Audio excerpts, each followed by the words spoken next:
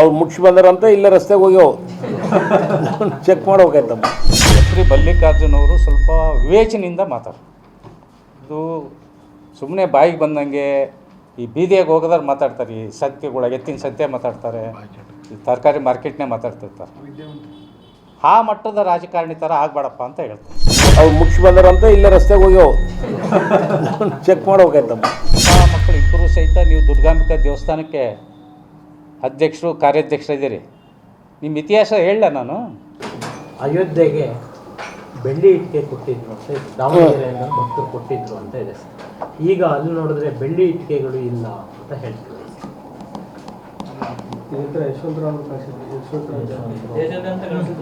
ರಾಜನಹಳ್ಳಿ ಶಿವಕುಮಾರ್ ಅವರೆಲ್ಲ ಬೆಳ್ಳಿ ಇಟ್ಟಿಗೆ ಮಾಡಿ ಕಳಿಸಿದ್ರು.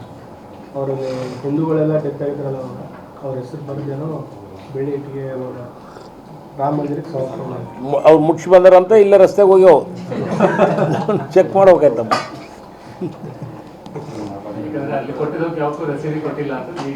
ಹೌದ್ರಾ? ಕೇಳ್ರಿ ಮತ್ತೆ ಅವ್ರಿಗೆ. ನಾನು ನೋಡಿದೆ ನಮ್ಮ ಮಾಜಿ ಮಂತ್ರಿಗಳು ಇಟ್ಟಿಗೆ ಬಗ್ಗೆ ಮಾತಾಡಿದ್ದಾರೆ. ನಾನು ಅವರಂಗೆ ಸಣ್ಣ ತಂದಾಗೆ ಮಾತಾಡೋದಕ್ಕೆ ತಯಾರಿಲ್ಲ. ಅವರಿಗೆ ಆ ಥರದ್ದು ಏನಾದರೂ ಸಹಿತ ಅನುಮಾನ ಇದ್ದರೆ, ಆ ಥರದ್ದು ಏನಾದರೂ ಮಿಸ್ಯೂಸ್ ಆಗೈತಿ ಅಂತಂದೇಳಿ ಅನಿಸಿದರೆ ನಾನು ಎಲ್ಲ ದಾಖಲೆ ಸಮೇತ ಪಿನ್ ಟು ಪಿನ್, ನಾವೇನು ರಸೀದಿ ಬುಕ್ಕ ಮಾಡಿ ಊರು ತುಂಬ ಪಟ್ಟಿ ಎತ್ತಿಲ್ಲ, ಅಥವಾ ಅದು 15 kg ಅಂತಂದೇಳಿ ಬರೀ ಒಂದು 2-3 kg ಮಾಡಿಸಿ 15 kg ಅಂತ ತೊಗೊಂಡೋಗಿ ಕೊಟ್ಟಿಲ್ಲ. 15ರಿಂದ 20 ಜನ ನಾವೇ, ಬೇರೆ ಎಲ್ಲೂ ಸಹಿತ ಊರಾಗ ಯಾರ ಹತ್ರ ₹1 ತೊಗೊಂಡಿಲ್ಲ. ನಾವೇನು ಸ್ನೇಹಿತರಿದ್ದೀವಿ, ಇಲ್ಲಿರ್ಬೋದು, ನಮ್ಮ ಸ್ನೇಹಿತರು ಹೊರಗಡೆ ಇರ್ಬೋದು, 15ರಿಂದ 20 ಜನ ನಾವೇ ದುಡ್ಡು ಹಾಕಿವಿ. ಯಾರ ಹತ್ರನೂ ಸಹಿತ ಬೆಳ್ಳಿ ಇಟ್ಟಿಗೆ ಮಾಡಿಸ್ತಾ ಇದ್ದೀವಿ, ಕೊಡ್ರಿ ದುಡ್ಡು ಅಂತ ನಾವು ಯಾರ ಹತ್ರ ಕೇಳಿ. ಆ ಥರದ್ದು ಯಾರಾದರೂ ಇದ್ದರೆ ಬರ್ತೀವಿ. ಅದನ್ನು ಹೇಳ್ಬಿಡ್ತೀನಿ. ನಮ್ಮ ಪಾರ್ಟಿಯಿಂದ ಗೆದ್ದಿದ್ರು ಇಬ್ಬರು ಕಾರ್ಪೊರೇಟ್ರು, ಸೋಗಿ ಶಾಂತಕುಮಾರು, LD ಗೋಣಪ್ಪ. ಅವರು 30,000 ಕೊಟ್ಟರು. ಈಗ ಕಾಂಗ್ರೆಸ್ಗೆ ಹೋಗ್ಯಾರ, ಅವ್ರಿಗೂ ಕೇಳ್ಬೋದು. ಮತ್ತು ಅದನ್ನು ಮುಚ್ಚುಮರಿ ಇಲ್ದಂಗೆ ಏನು ಹೇಳ್ತೀನಿ. ನಮ್ಮ ಪಾರ್ಟಿಯಾಗಿದ್ದಾಗ ಕೊಟ್ಟಿದ್ದರು, ಈಗ ಕಾಂಗ್ರೆಸ್ಗೆ ಹೋಗಿದ್ದಾರೆ.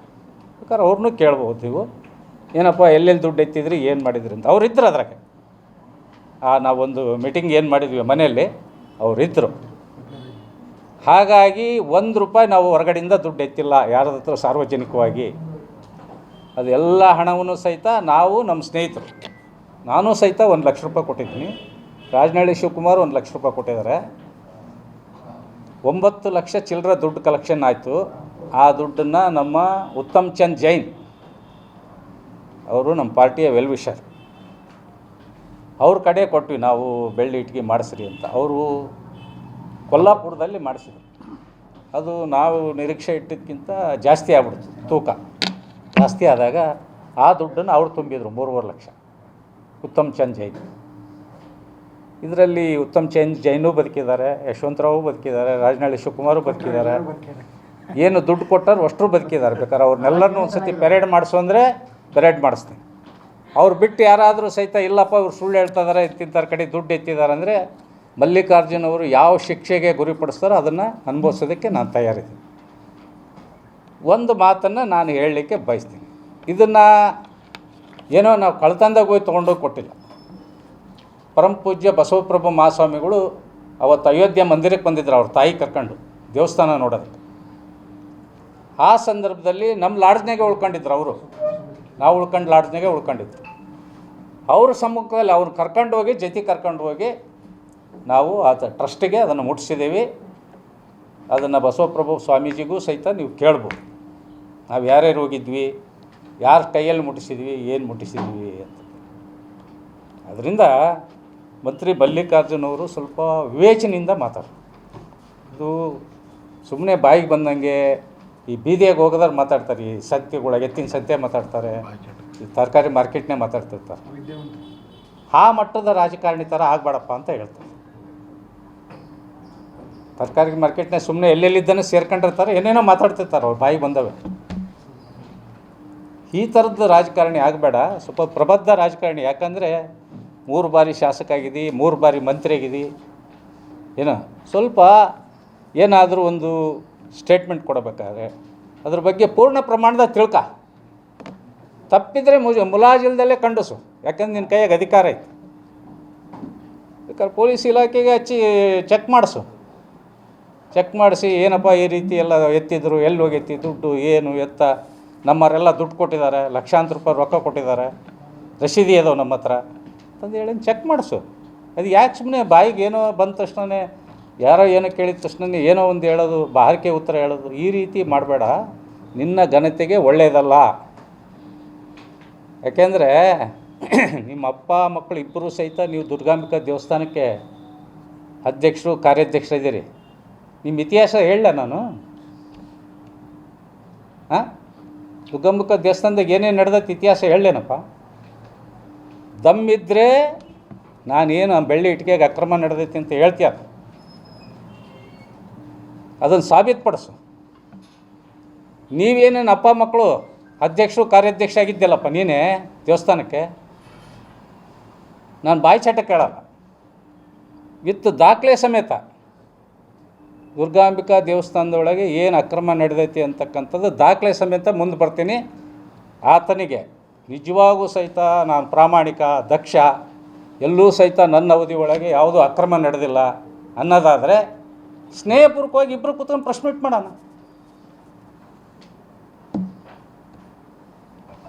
ಇಬ್ಬರು ಕೂತೋಣ, ಅವರು ಬರಲಿ, ನಾನು ಬರ್ತೀನಿ, ನಿಮ್ಮ ಎದುರಿಗೆ ಪ್ರೆಸ್ ಮೀಟ್ ಮಾಡೋಣ. ನೋಡಿರಿ ಯಶವಂತರಾವ್, ನೀವು ಬೆಳ್ಳಿ ಇಟ್ಟಿಗೆ ಒಳಗೆ ಇಂತಿಂಥ ಅಕ್ರಮ ಮಾಡಿದ್ದೀರಿ, ಇಷ್ಟಿಷ್ಟು ದುಡ್ಡು ಹೊಡೆದಿದ್ದೀರಿ ಅಂತಂದು ಹೇಳಂದು ಆತ ಹೇಳಿ. ನಾನು ಏನೇನು ಅವರು ದುರ್ಗಾಂಬಿಕಾ ದೇವಸ್ಥಾನದಾಗ ಅಪ್ಪ ಮಗ ಇಬ್ಬರು ಸಹಿತ ಆಗಿದ್ರಲ್ಲ, ಅವ್ರ ಅವಧಿ ಒಳಗೆ ಏನೇನು ಆಗೈತಿ ಅನ್ನೋದು ನಾನು ಹೇಳ್ತೀನಿ. ಈ ಚಾಲೆಂಜನ್ನು ಸ್ವೀಕರಿಸೋಕೆ ಇದ್ದರೆ ಬೇಕಾದರೆ ಅವ್ರು ಯಾವತ್ತು ಬೇಕಾದ್ರೂ ಕರೀಲಿ ನಾನು. ಮತ್ತು ನಾನೇನು ಅವ್ರಂಗೆ ದಾರೆಗೆ ಹೋಗೈತೇನು ಬೆಳ್ಳಿ ಇಟ್ಟಿಗೆ ಅಂತ ಹೇಳಲ್ಲ. ಹಾಂ, ಬೆಳ್ಳಿ ಇಟ್ಟಿಗೆ ಕೊಟ್ಟರು ಬೇಕಾದ್ರೆ ಅಕಸ್ಮಾತ್ ಅದಕ್ಕೂ ಅನುಮಾನ ಇದ್ದರೆ ಅವ್ರು ಯಾರು 5 ಜನ ಇನ್ಕ್ಲೂಡಿಂಗ್ ಅವ್ರು 3 ಜನ ಅಪ್ಪ ಮಗ ಮತ್ತು ಅವ್ರ ಧರ್ಮಪತ್ನಿ, ಬೇಕಾದ್ರೆ ಇನ್ನೊಂದು ಇಬ್ಬರು ಯಾರನ್ನಾರು ಅಡಿಷನ್ನ ಸೇರಿಸ್ಕೊಂಡ್ರೆ 5 ಜನಕ್ಕೆ ಫ್ಲೈನ್ ಟಿಕೆಟ್ ನಾನೇ ತೆಗಿಸ್ತೀನಿ. ಅಪ್ ಆ್ಯಂಡ್ ಡೌನ್ ಅಯೋಧ್ಯೆಗೆ ಹೋಗೋಣ. ನಮ್ಮ ಏನು ಅಯೋಧ್ಯೆ ರಾಮ ಮಂದಿರದ ಟ್ರಸ್ಟ್ ಆಫೀಸ್ ಐತಿ, ಅಲ್ಲಿ ಬೆಳ್ಳಿ ಇಟ್ಟಿಗೆ ಕೊಟ್ಟಿರ್ತಕ್ಕಂಥ ಪುರಾವೆ ಐತಿ, ಬೆಳ್ಳಿ ಇಟ್ಟಿಗೆ ಐತಿ. ಅದು ಇಲ್ಲ ಅಂದರೆ ಏನು ಬೇಕಾದರೂ ಸಹಿತ ನಾನು ಶಿಕ್ಷೆಗೆ ಒಳಗಾಕಕ್ಕೆ ತಯಾರಿದ್ದೆ. ಅವ್ರು ₹1 ಖರ್ಚು ಮಾಡೋದು ಬೇಡ, ನಾನೇ ಅಪ್ ಆ್ಯಂಡ್ ಡೌನ್. ಯಾಕೆಂದರೆ ಅವ್ರು ಶ್ರೀಮಂತರು, ರೈಲು ಪೈಲು ಬಸ್ನೇ ಬರೋಲ್ಲ, ಎಲ್ಲಿ ವಿಮಾನನೇ ಆಗಬೇಕು ಅವ್ರಿಗೆ. ಫ್ಲೈನ್ ಟಿಕೆಟೇ ತೆಗಿಸ್ತೀನಿ. ಇನ್ನು 3 ಜನ ಅವರಿಗೆ, ಅವರಿಬ್ಬರು ಯಾರು ಪಾಲರ್ಸ್ ಅದಾರ ಅವರಿಬ್ಬರಿಗೆ, 5 ಜನಕ್ಕೆ ನಾನೇ ಟಿಕೆಟ್ ತೆಗಿಸ್ತೀನಿ. ಅಪ್ ಆ್ಯಂಡ್ ಡೌನ್ ಟಿಕೆಟ್ ತೆಗಿಸ್ತೀನಿ. ಅಲ್ಲಿ ಉಳ್ಕೊಳ್ಳೋ ವ್ಯವಸ್ಥೆಗೆ ಏನೇನು ಬೇಕೋ ಲಾಡ್ಜ್ ಐಷಾರಾಮಿ ಲಾಡ್ಜ್ ಬೇಕಂದ್ರೆ ಐಷಾರಾಮಿ ಲಾಡ್ಜನ್ನೇ ಬುಕ್ ಮಾಡ್ತೀನಿ. ಬೇಕಾದ್ರೆ ಹೋಗಿ ಚೆಕ್ ಮಾಡ್ಕೊಂಬರ. ಏನು ಇಲ್ಲಿ ನಾನೇನು ಹೇಳ್ತೀನಲ್ಲ, ದುರ್ಗಾಂಬಿಕಾ ದೇವಸ್ಥಾನದಾಗ ಏನೇನಾಗೈತಿ, ಪ್ರಾಮಾಣಿಕರಿದ್ದರೆ ಬಾ.